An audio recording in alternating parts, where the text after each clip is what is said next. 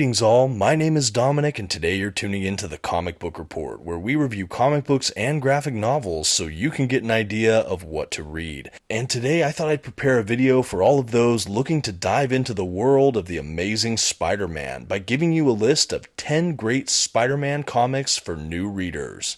I'm pretty excited for this video. I picked some classics here as well as some other books I believe just deserve some attention. I hope you like the list. And before we dive in, if you're looking to pick up some Spider-Man collections, I recommend checking out our channel sponsor, OrganicPriceBooks.com.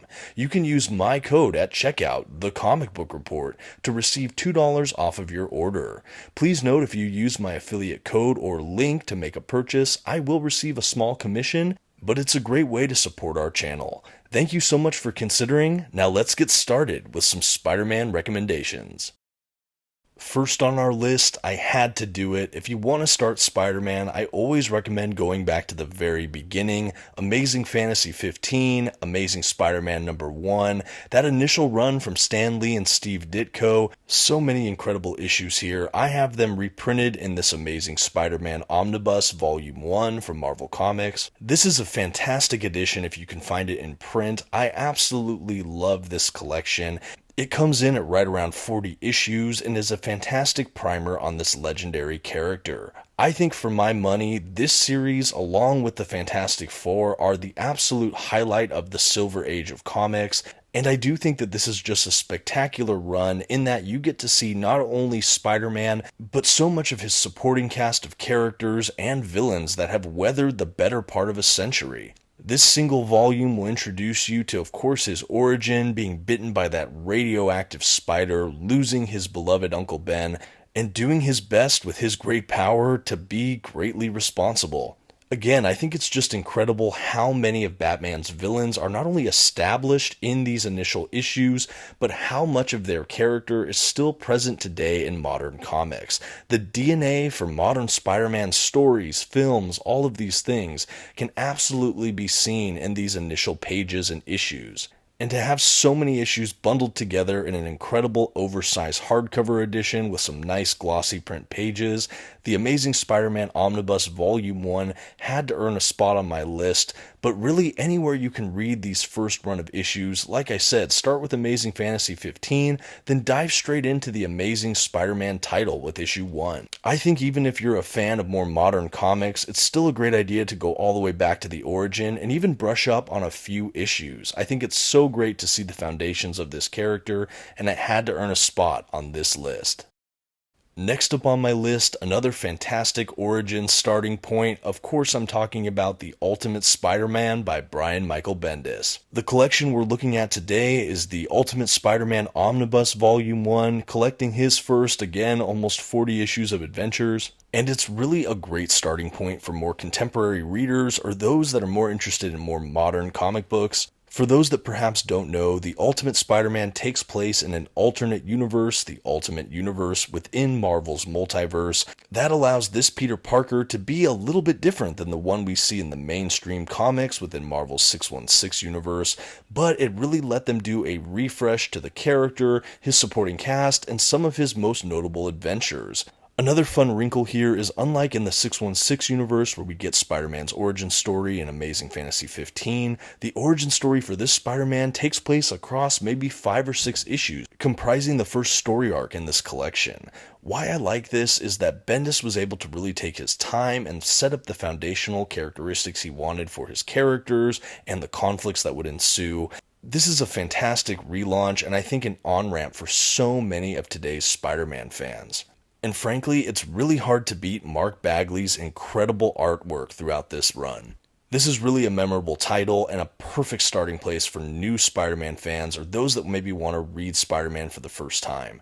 Even though this Peter Parker is not the main 616 universe Peter Parker, he still has all of the core essential elements, and I think that this is a great way to get maybe newer audiences hooked on our favorite wall crawler. And hey, before we transition to the next number on our list, if you're enjoying this content and like things like comic book reviews, polls, and more, I invite you to subscribe to the channel. Thanks for considering, now let's keep this going. Next up, we have Miles Morales' Spider-Man. This is the Miles Morales Spider-Man Omnibus Volume 1, and this takes place again in the Ultimate Universe, following up after that initial run by Brian Michael Bendis following the character of Peter Parker. This one instead follows young Miles Morales, who is himself bitten by another radioactive spider, turning him into a whole new kind of Spider-Man. I had to throw in Miles Morales for those that maybe are looking to get into Spider-Man but don't really want to jump in with Peter Parker. Miles is such a nuanced and special character in his own right, and I know with all the Spider-Verse film fans, there's probably droves of people who want to check out his comics. And for me, there's no better starting point than the very beginning with this omnibus. This collects, again, a good handful of those starting issues. It's also written by Brian Michael Bendis, so if you enjoyed Ultimate Spider-Man where it followed Peter Parker, you will definitely love the Miles Morales Spider-Man work. I was absolutely amazed reading through this in the last year. Love the character, love the way it honors the Spider-Man legacy, but really has its own distinctive feel, and it has its own set of characters. And I think that that is what grounds me to Miles and his whole tenure as Spider-Man. I think Peter Parker is always going to be my Spider-Man, but there's a whole generation of people that when they think Spider-Man, they might very well think Miles Morales. And reading these issues, I think that that can be an extraordinarily great thing. And like I said, if you liked Into the Spider-Verse, if you're excited for Across the Spider-Verse, this is the comic for you. Absolutely a great jumping on point, some incredible art throughout, and some tragic, funny, gripping, emotional storytelling from page 1 all the way to the end. There's also a sequel omnibus that takes place after the events of this one, so if you enjoyed this read and want to keep going, you can keep on reading in omnibus format. Next on our list of 10 great Spider-Man comics for new readers, I have to go with Spider-Man by JMS. This book by Straczynski is an absolutely incredible run on Spider-Man. This is the first omnibus of a 2-part volume set. But some of the things I like about his run on the title is that you can really read it as a totally new reader. It catches you up on any pertinent details, and it really feels relatively self-contained. I think one of its most defining features to me this entire run is that the storytelling was really fresh and imaginative. I think sometimes Spider-Man can get caught in some unremarkable storytelling, but reading the JMS run, I thought so many of the story arcs were so creative and jumped off the page and took our wall crawler in really different directions that I would not have anticipated. I will say that JMS is responsible for I think at least 2 kind of infamous Spider-Man stories that a lot of fans don't like, and while I completely understand that perspective as well, I still think that they're imaginative stories, and I think that overall his storytelling is top notch. I think that this book makes me not only care about Spider-Man, but Peter Parker as well, in just about equal measure.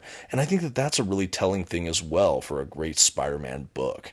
I love that this run is still pretty modern, but it has enough time that's gone by now that there's been a lot of appreciation for this run overall, and it definitely did some character-defining things for this character.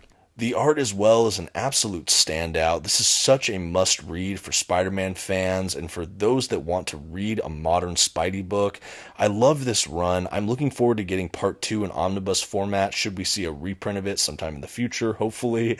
I read most of it in paperback, but I just love this run. Had to include it on the list. I think it's not given as much credit as it deserves, mostly because of a couple storylines that a lot of fans don't like. I think if you can take that in stride, there really is so much great Spider-Man reading material here.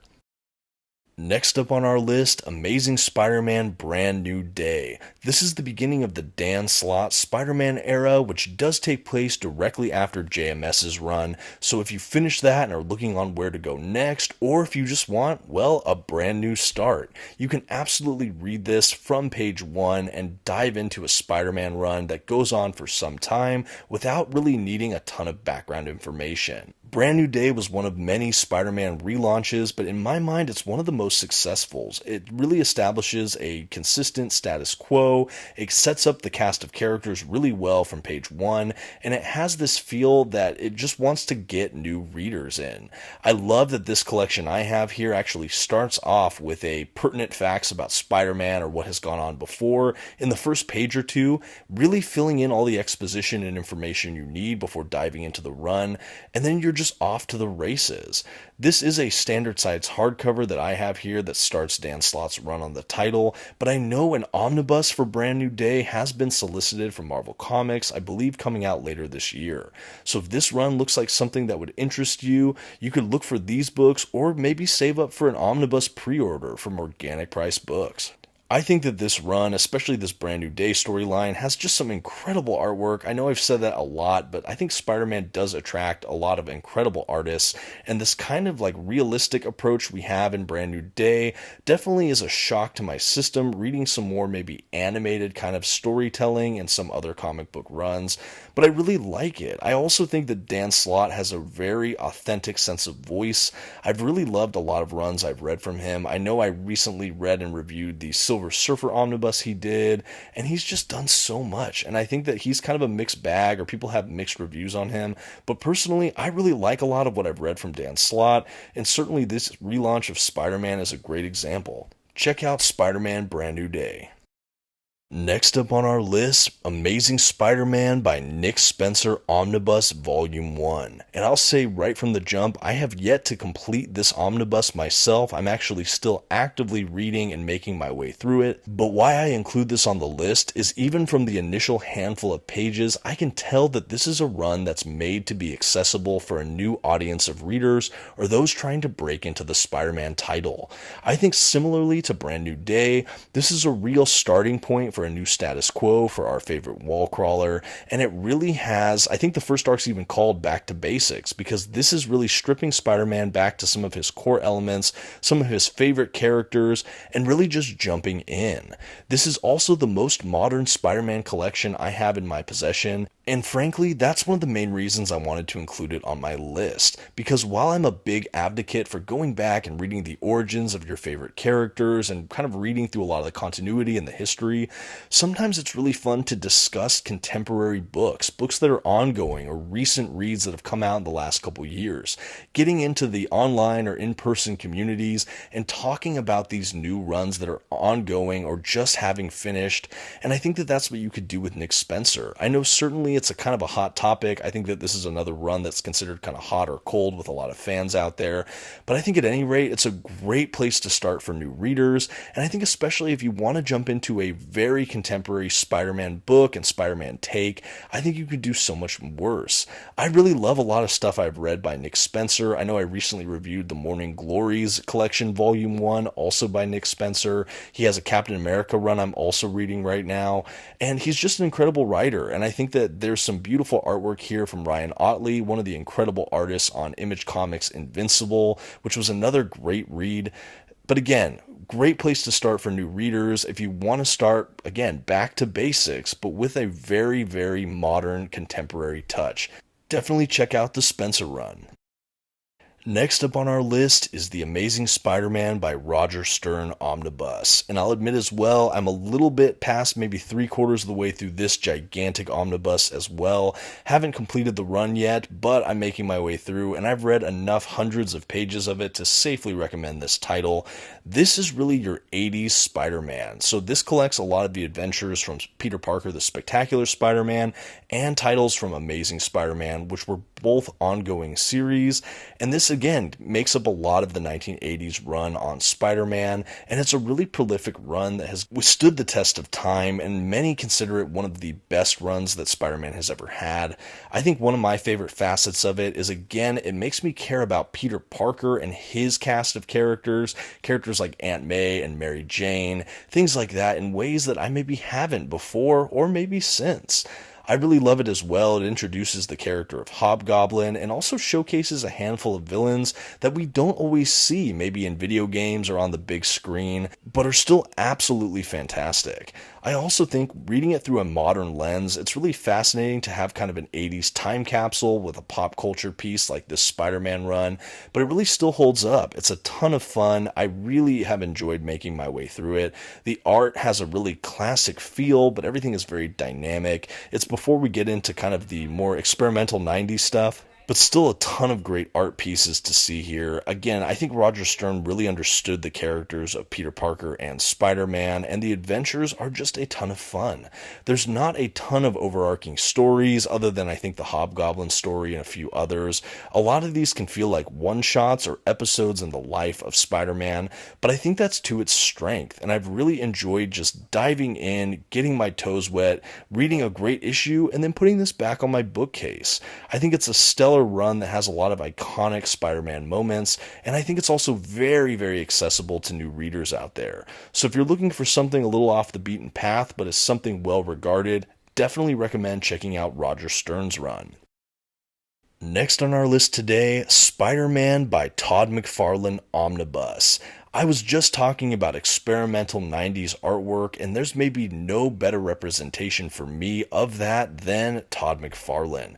What he did to completely revitalize the artistic sensibilities of our favorite wall crawler have never been matched. In my mind, he is a definitive Spider-Man artist of the highest caliber, and I think that even down to the way he does these crazy curly Q, graphically detailed web work, his eye for detail is just unbelievably great and has left an indelible mark on Spider-Man's history. Now, Todd McFarlane did do art for David Michelini's run on Spider-Man for a while. That stuff's included in its own omnibus, the David Michelini, Todd McFarlane omnibus. That has stuff like The Birth of Venom, which is just incredible, and narratively, it has a ton of strong issues. But why I'm focusing on the Spider-Man by Todd McFarlane omnibus, this adjectiveless Spider-Man title, it wasn't Amazing Spider-Man, it wasn't Peter Parker, the Spectacular Spider-Man, it's just Spider-Man. Why I wanted to focus on this is that this is first and foremost an art book. Everything is written and drawn by Todd McFarlane. It has that distinctive McFarlane flair to it. And I think that this is a good place to start because it starts at a #1 issue, and you can really just dive in and enjoy this set of adventures without any broader context needed. And what I also want to recommend about this is for those that are looking for more darker, maybe slightly horrific comic books, this is about as close as Spider-Man gets. It's a much darker take on the character. He faces villains like Hobgoblin and Wendigo and things like that in this volume, but they're all graphically, grotesquely illustrated in the most beautiful way possible. I know that sounds a bit contradictory, but you just have to see McFarlane's artwork for yourself, and you'll absolutely agree with what I'm saying. Well, maybe. At any rate, I think this is a fun place to start for those looking to read Spider-Man, but really maybe want a little bit more of a darker edge. Next up, of course, we have Spider-Man Kraven's Last Hunt. Now, this pick, as well as the final choice on my list, are really more in favor of singular story arcs for Spider-Man collections rather than big omnibuses or runs.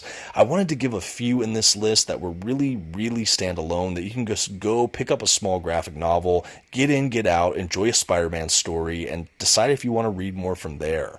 And to me, this is one of the best singular Spider-Man stories of all time. I will admit, the first time I read this book, I did like it, but every reread I've done since, I find myself enjoying it more and more.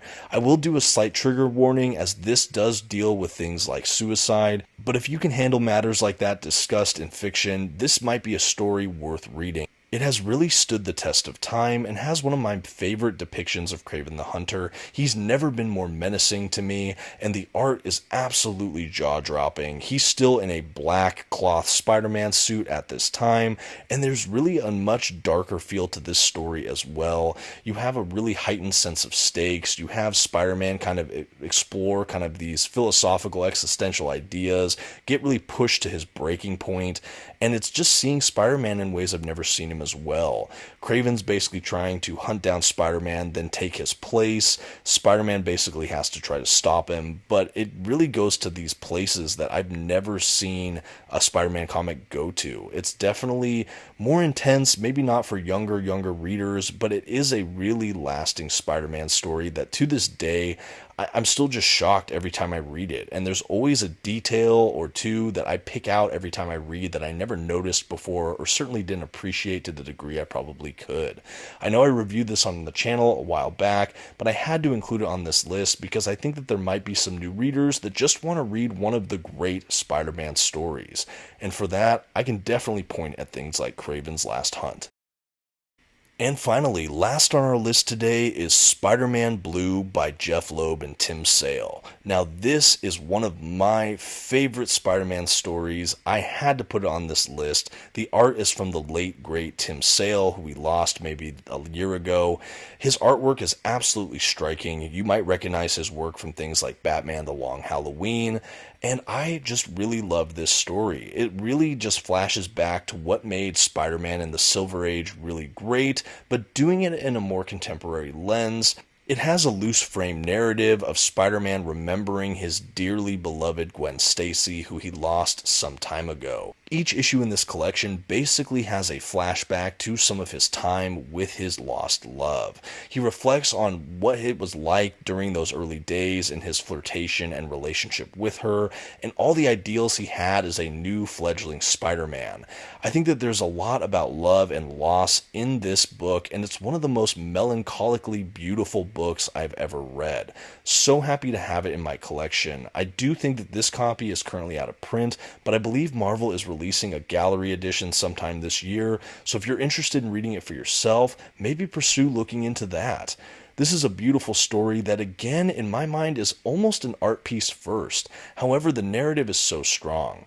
I do think that someone just coming from nothing could enjoy this book, reading it without needing a ton of background or context, but I think it absolutely rewards those that are at least culturally aware of some of Spider-Man's history or knows who Gwen Stacy is, but certainly if you've read some of the Silver Age issues or just are aware of more of his context, this book really shines. I think the art alone makes this a must-buy, but I'd be lying if I said there weren't moments in this that brought me to the point of tears. This is one of those comics that just stays with me, and that's a good thing. One of my all-time favorite Spider-Man books, and a collection I think new readers and old alike will absolutely enjoy for our favorite wall crawler.